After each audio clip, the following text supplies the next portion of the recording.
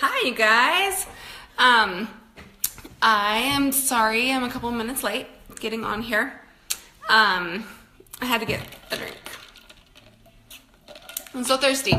So, today I kind of just wanted to chit chat with you guys a little bit. We're gonna kind of stall a little bit and give people some time to get on here. What are you guys doing this weekend? Anything fun? It's beautiful weather here in Utah. Do you guys want to see my backyard? It's like a construction zone. Check this out. Let's see. I thought I could turn the camera. Okay. Check it out. It's coming along. We've got some tractors. There's our pool. They're working on the decking over there. See that? We're so excited. Should be done like next couple weeks. Hopefully we'll be swimming by June. So, yeah, that's what we've got going on over here. We've got lots of workers in our backyard and everything. Okay. Can you hear me now, Pamela? I might have been covering the speaker. Can you guys hear me? Let me know if you can hear me. Yeah? You're giving me thumbs up, so I bet you can hear me. Yes, we are super, super excited. So, okay, let's go ahead and get started. I have shared a lot recently about kind of my business journey with my boot camps and training and working for Ideal Fit and things like that. So I kind of thought, well, first of all, I thought I'd do this Facebook Live and kind of share with you where I'm at with my own personal fitness goals and my progress and things like that. But then I thought I'd go back a little farther and kind of just give you my whole story with regards to my personal fitness journey. So, do you guys want to hear that? That's kind of what I was thinking of doing. So, okay. Way back when I was a baby, just kidding. I won't go back that far. Okay, so back in, like I've said before in my story, I've always kind of been interested in health and fitness. I took a weightlifting class in high school. I joined the gym for my first time back in 1998. So I was a freshman at BYU, Brigham Young University, is where I went to school and graduated. And I got my first gym membership, and I never really stopped going. I wasn't, for some reason, I haven't been like an off and on gym goer or a flaky gym goer. It's always just clicked with me, and it hasn't really been that hard. Eating is a different story, but I've always been on the gym train, and it's always been the love and passion of mine. So I had my babies, lost the weight, normal amount of time, not quickly by any means, anywhere from a year to a year and a half. It took me to lose the baby weight. In 2010, I was kind of looking at fitness competitions, and I was like, that seems kind of cool. So maybe something I'd want to do, but the figure division looked too daunting, like too unattainable for me at that time. But they launched the bikini division in 2009, I believe. And I was like, yes, that's something that I can do. I can do that. And so I looked up in my area. This was in fall of 2010 for a local NPC bikini competition. And there was one week later. And so I was like, sweet, I'm doing it. That is so silly because I didn't realize that people trained months and months and months for these things, and I just had no idea what went into it. I had never heard of it before. I was just barely looking into it.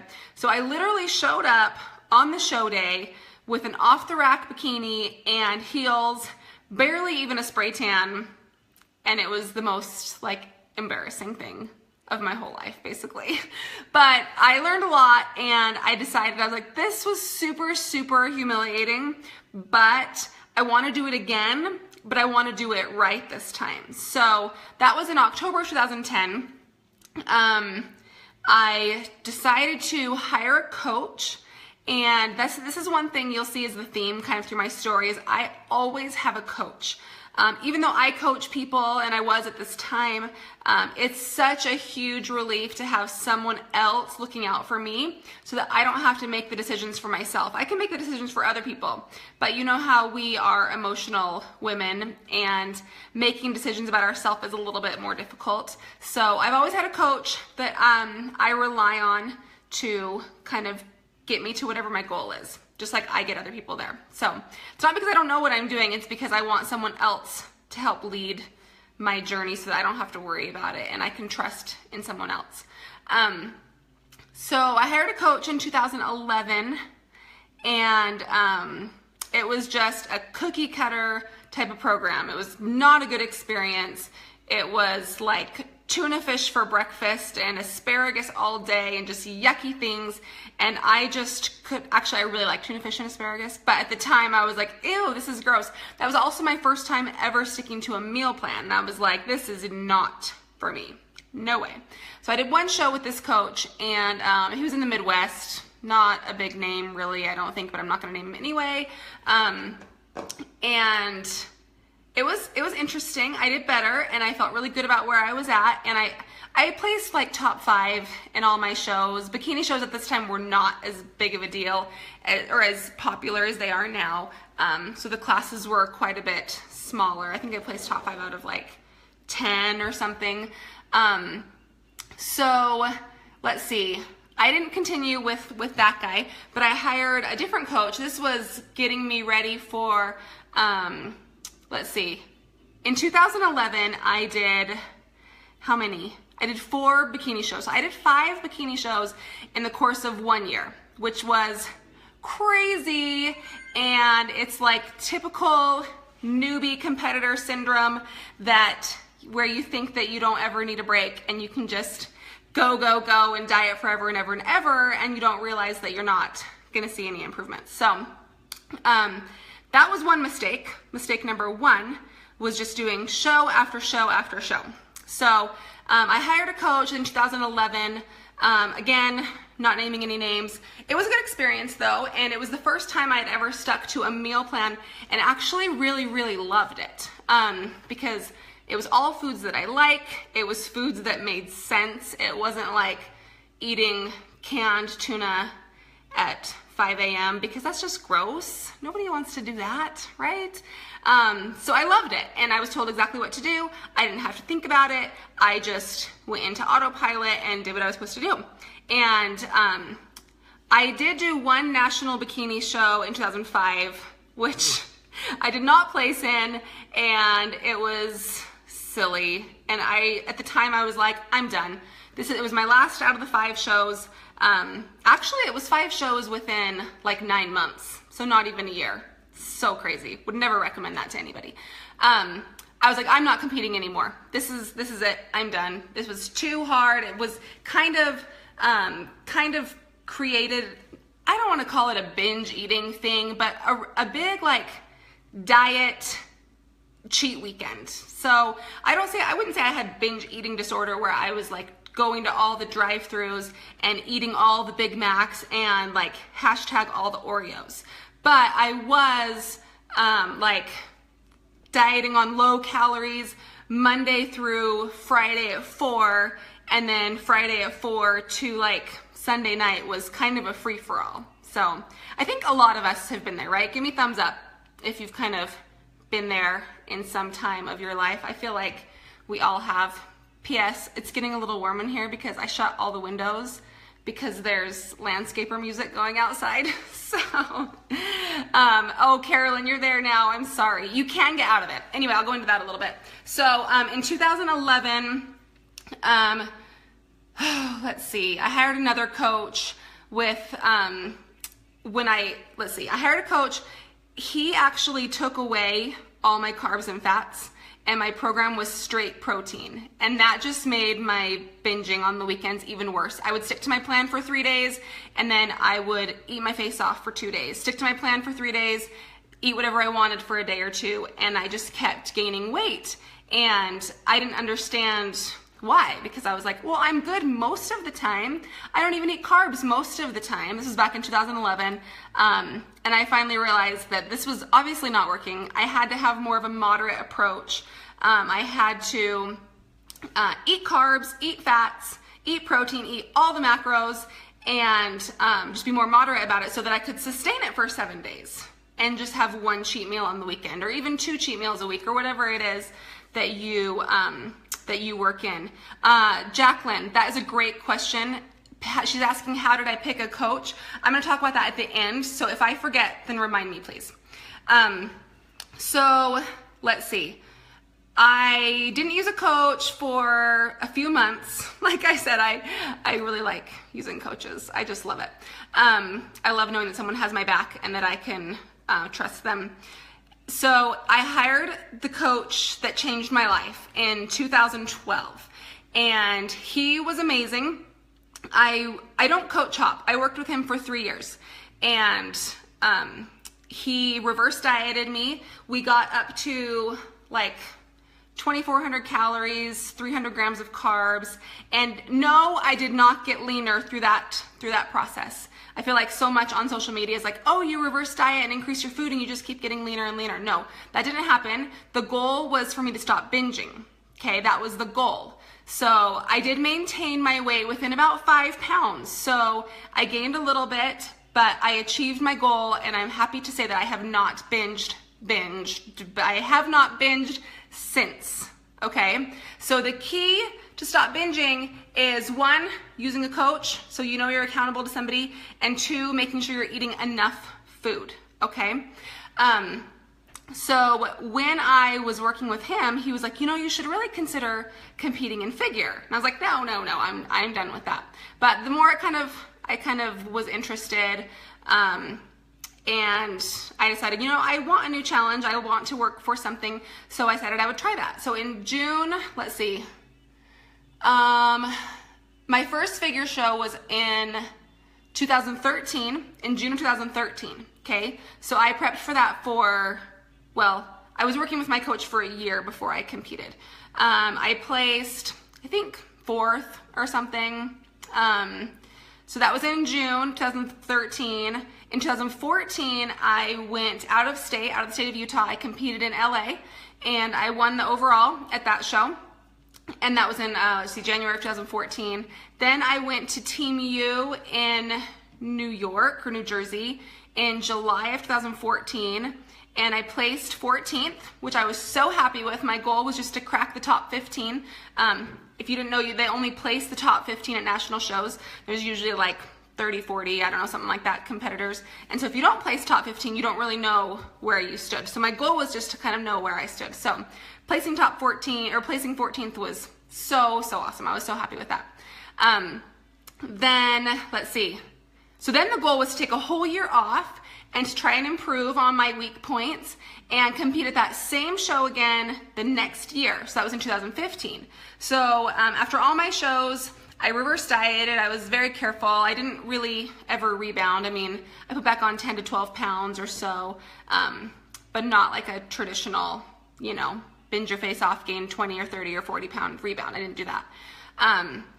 So 2015, I went back to Team U, and I placed 15th, which I came in, I wasn't quite as lean as I was the year before, but I was a little bit fuller through my shoulders.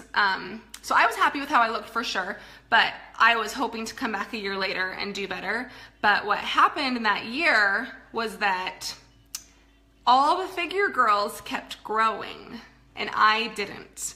I just grew a little bit and kind of reshaped a little bit. But everyone else that showed up that year was pretty darn big.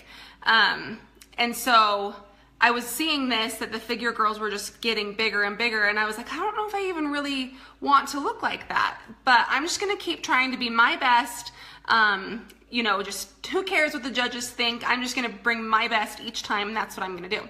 So that was in, let's see, Team U. Then I competed at a local show here because I needed to requalify for the next year for nationals, and I won the overall in 2015 here. And then I went to North Americans in September of 2015, and I didn't place at all at that one. I was, in my opinion, the best I'd ever looked, and I didn't place. So, you know, it's hard sometimes. Like, I was happy because I was thrilled with how I looked. I was crazy lean. If anything, no, you're never too lean for figure, really, but I was really, really lean, and I was really proud of all the hard work I had put in. I'd prepped for about 6 months. But to come in at my best and have worked so hard and to not even place at all was kind of disheartening. So, yeah, again, I was gonna take a whole year off and maybe think about what to do the next summer.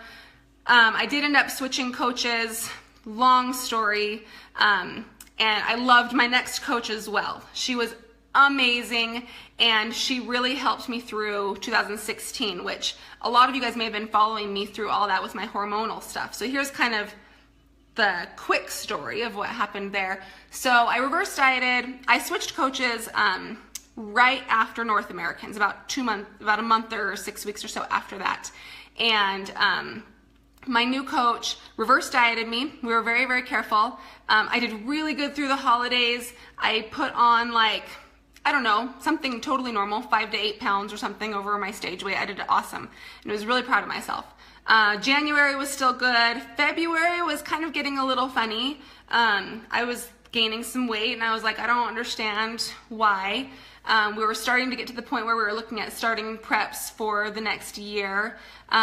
Jacqueline, reverse dieting is where you just slowly add in calories to let your metabolism adapt to it, as opposed to just bumping them up really quickly. So I was starting to look at shows, prepping, but I was gaining weight, and I wasn't really sure why.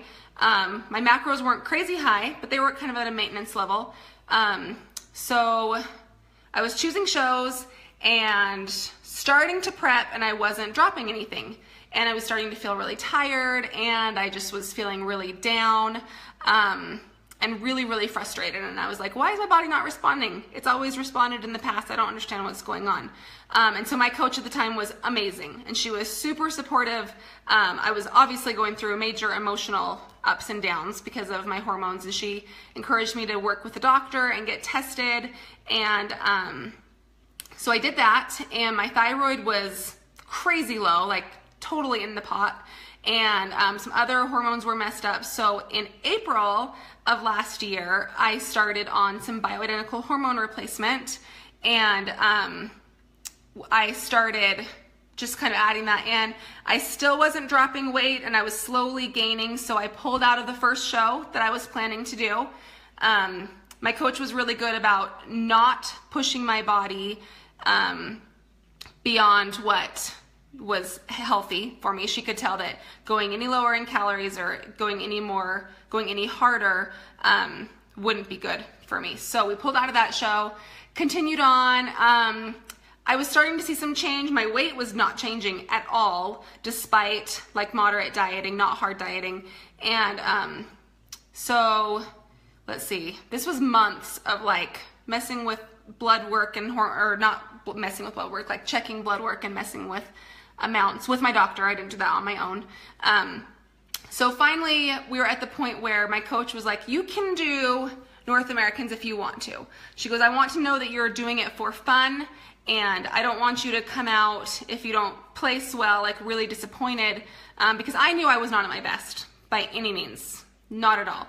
I was probably about 10 pounds above the stage weight from the year before, but I just wanted to do it. I felt like I had put in all this work, and the competition day and the week of it is so fun. And I was going out with my best friend, and we were like, she was gonna place really well, and she did end up placing second. She almost turned pro, and I wanted to be there for her. So I just wanted to enjoy that reward because I felt like I deserved it, even though I wasn't really stage ready, which I don't know that I'd recommend doing it that way, but I did, and it was fun, and it was a fun weekend. And I didn't place, but I didn't expect to by any means. It was just fun. Anyway, so I reversed out of that one. Still kind of, let's see, my body always kind of goes to like low to mid 140s after every single competition I ever did. To put that in perspective, in 2015 I competed at 125 for my last couple of shows.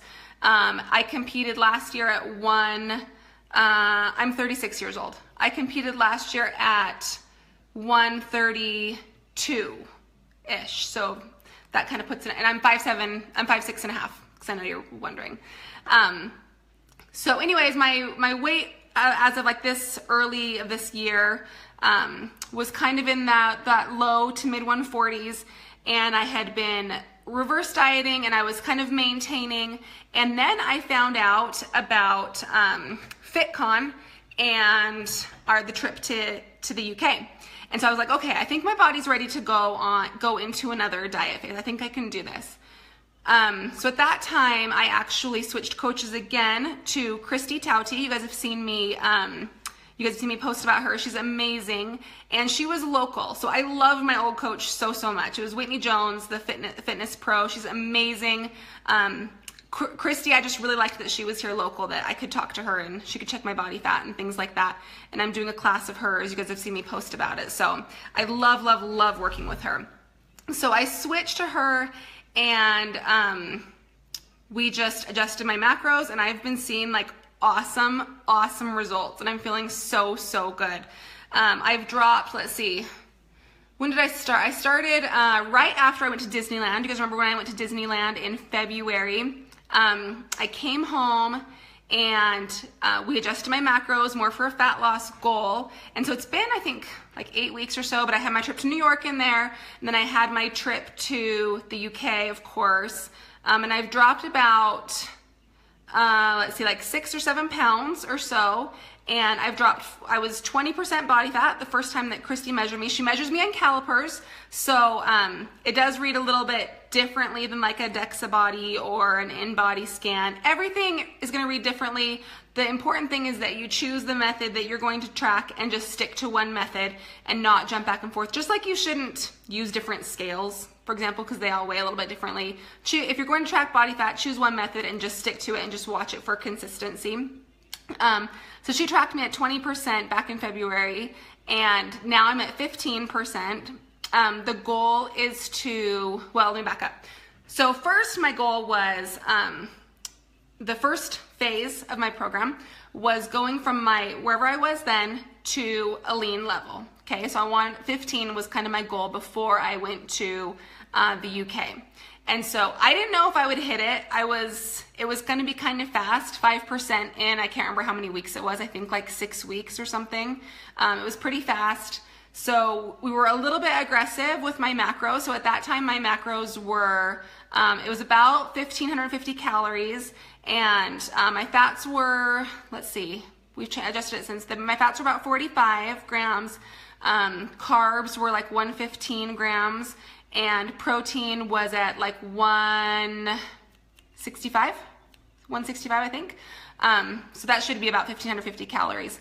And let's see, so we did that. We didn't really need many macro changes. So I just kind of rode those all the way in, and I just saw awesome results. I'm lifting 5 days a week. I was lifting 6. I cut out a lifting day just to kind of make my life feel a little bit more balanced.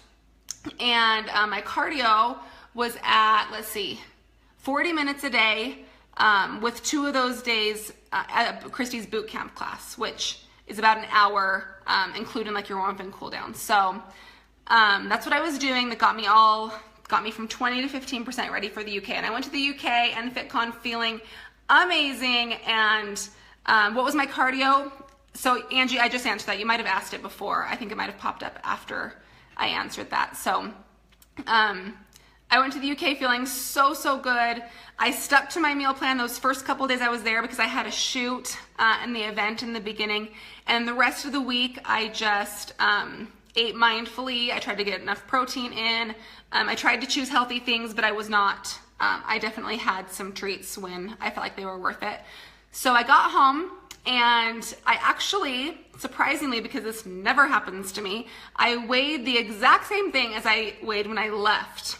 How do I get in 160 grams of protein a day? I love protein, and actually it's really not that hard.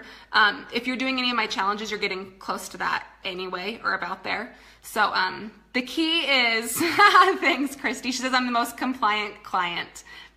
Yeah, I try to be really compliant. If you follow a meal plan, it's actually not that hard to get in 160 grams of protein a day. Now it's higher, but I'll get to that in just a minute. But I really love meat. I love it. And I love protein powder, of course, obviously. So yeah, I never ever in my life come home from a trip and weigh the same thing as when I left. That was like huge shocker. So I was 139 when I left. Remember, I started at like 144. And then I was 139, like seriously, the morning after I got back, which was nuts for me. And I was 139 that whole week. I assumed my weight would fluctuate from like flying internationally, but it didn't. It was the same. So, and then a couple days ago I was 138, and then today randomly I was 137, but I peed a lot yesterday, so I think I'm just down in some water weight. So, anyway, we got home from my trip and I talked with my coach and we just kind of reevaluated, and she was like, okay, so do you want to just focus on maintaining? And I am 5'6.5". Do you want to just focus on maintaining? And I was like, no, I'm feeling really good. I want to keep going. So I'm not saying that everyone needs to be a certain body fat percentage, okay? I am focusing on how I feel and keeping in mind that so I feel amazing right now, but I do photo shoots every single week, and so I really need to stay at the top of my game and feel really, really good and confident when I'm doing these photo shoots. So I wanted to get a little bit leaner. So the goal now was 12% on calipers, remember. So we're just going for progress. I want to drop about 3 more percents. And so let's see. So that brings us to now. So we did increase my cardio a little bit. I am on about 45 minutes a day plus the 2 boot camp sessions. I mean, not plus the 2 boot camp sessions. With the 2 boot camp sessions count as 2 of my days. And my lifting is the same, 5 days a week. And she might have convinced me to do a couple Spartan races. We'll see. I did one back in 2012 and it was so fun, but I did it with my friend and we literally just like cruised along. And we're like, oh, there's an obstacle. Sure, we'll just like walk on up to that obstacle.